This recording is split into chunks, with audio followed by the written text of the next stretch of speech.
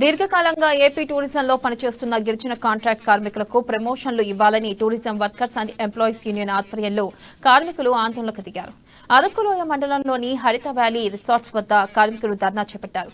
GO number 3 అమలు చేసే tourism శాఖలో 23 సంవత్సరాలు పైబడి చేస్తున్న కార్మికులకు ప్రమోషన్స్ ఇవ్వాలని డివిజన్ కార్యదర్శి బాబురావు డిమాండ్ చేశారు. అలాగే ST commission chairman Ravibabu tourism యాజమాన్యానికి జారీ చేసిన ఆదేశాలు పాటించాలని హెచ్చరించారు.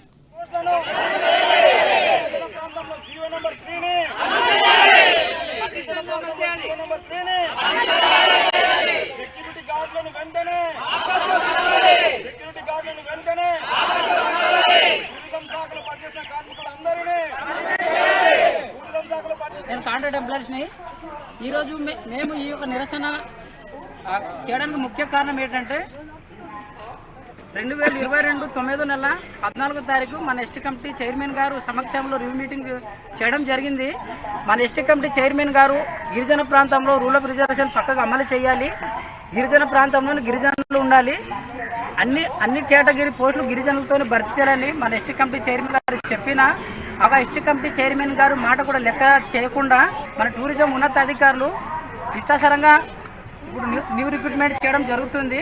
23 సంవత్సరాలు పైబడిగా గిరిజన ప్రాంతంలో గిరిజనులు డిగ్రీలు పీజీలు ఎంఏలు చేసి ఉన్నా కనీసం మనకు జీవో నంబర్ 3 ప్రకారంగా ఒక గ్రేడ్ చేంజింగ్ కానీ లేదంటే కనీసం ఒక సూపర్వైజర్ కానీ ఒక మేనేజర్ కానీ అలాగే ఒక అకౌంటెంట్ మన కేడర్ కూడా మనకు ప్రమోషన్ కల్పించకుండా మన ఎస్టీ కమిటీ చైర్మన్ గారు చెప్పిన మాటలు కూడా వాళ్ళు మన టూరిజం అధికారులు ఎన్నో పట్టించకుండా ఈ విధంగా